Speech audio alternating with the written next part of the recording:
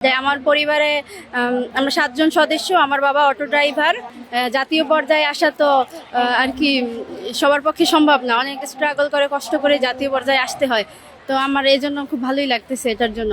বিকেএসপির trial থেকে বাদ পড়া বালিকা এখন নতুন করে স্পোর্টসের পদক জয়ী। দেখেন অলিম্পিক খেলার স্বপ্ন, কিন্তু সেই স্বপ্নের পথে বড় বাধা, অভাব আর বোনের ক্যান্সারের লড়াই। জুডো না জেনেও জাতীয় পর্যায়ে কিভাবে পদক জিতলো বরিশালের অদম্য এই কিশোরী? তার পথ চলার পথে রাষ্ট্র কি বাড়াবে সহায়তার হাত?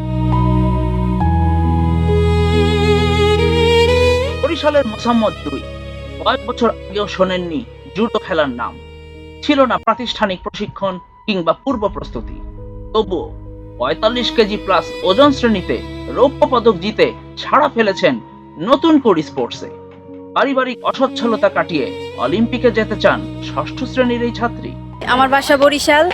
আমি এর আগে কখনো খেলিনি, নতুন করিতেই প্রথম। জুডো কখনো খেলতাম না, কোনো রকম প্রস্তুতি ছাড়াই আমি আজকে এই জাতীয় পর্যায়ে আর কি পদক জয়ী হয়েছি। আমি অলিম্পিকে খেলতে চাই এবং অলিম্পিকে খেলতে হলে অবশ্যই শৃঙ্খলার মধ্যে থাকা দরকার, ভালো আর কি প্র্যাকটিস দরকার। এখন আমি কখনো প্র্যাকটিস করি না। তবে জুয়ের এই অর্জনের পেছনে লুকিয়ে আছে অসহায়ত্বের গল্প। তার অটোরিকশা চালক বাবা রাতে ঠিকমতো চোখে দেখেন না, তাই 7 সদস্যের পরিবার থমকে যায় অভাব আর অনটনের আঘাতে। এরই মধ্যে ধরা পড়ে জুয়ের বড় বোনের মরণ ব্যাধি ক্যান্সার। একের পর এক লাগছে কেমোথেরাপি।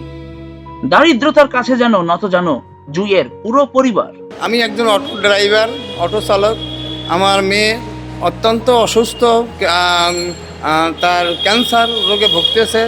আমি অটো চালাইয়া তারপর সংসার নির্বাহ করতে হয়। আমার একটি ছেলে ইন্টারে পাশ করে আর লেখাপড়া করাইতে পারতেছি না।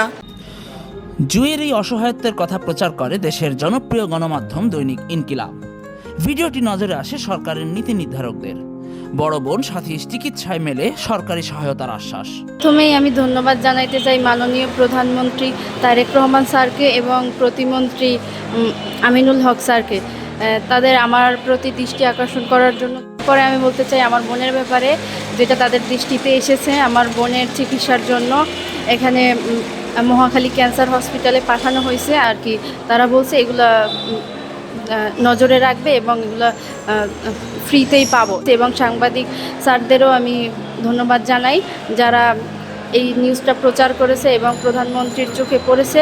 জাতীয় ক্যান্সার গবেষণা ইনস্টিটিউট ও হাসপাতালের চিকিৎসক জানান সরকারি ব্যবস্থাপনায় চলবে জুয়ের বোনের চিকিৎসা।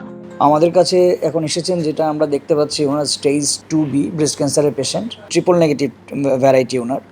তো ওনার আমাদের হাসপাতালে আসার আগেই নারায়ণগঞ্জে একটা অপারেশন হয়েছে। তো এখন আমরা আমাদের এখানে যে টিউমার বোর্ড, আমরা মানে সব ডিপার্টমেন্ট মিলে যেটা দেখে সিদ্ধান্ত নিয়েছি ওনাকে, যেটা হচ্ছে যে ওনাকে আমরা 4-8 সাইকেল কেমোথেরাপি শেষ করব, যার মধ্যে উনি একটা বড় সাইকেল অলরেডি কমপ্লিট করে ফেলছেন। 5 নাম্বার সাইকেল তার শেষ হয়ে গেছে। আরও 3টা সাইকেল উনি কেমোথেরাপি পাবেন।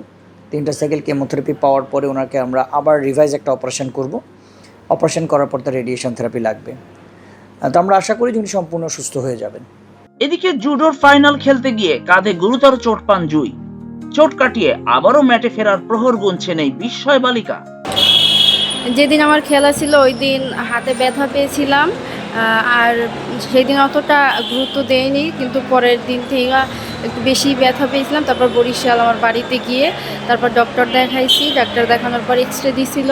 এক্সরে দেওয়ার পর বলছে কাঁধে একটু সমস্যা হয়েছে, এই জন্য আর কি 2 সপ্তাহ এই যে ইলবো ব্যাগটা রাখতে বলছে। সঠিক প্রশিক্ষণ আর সহযোগিতা পেলে জুই হয়ে উঠতে পারে দেশের গর্ব। আন্তর্জাতিক ইভেন্টে বই আনতে পারে সাফল্য। রিয়াজুল ইসলাম শুভ, ইনকিলাব স্পোর্টস, ঢাকা।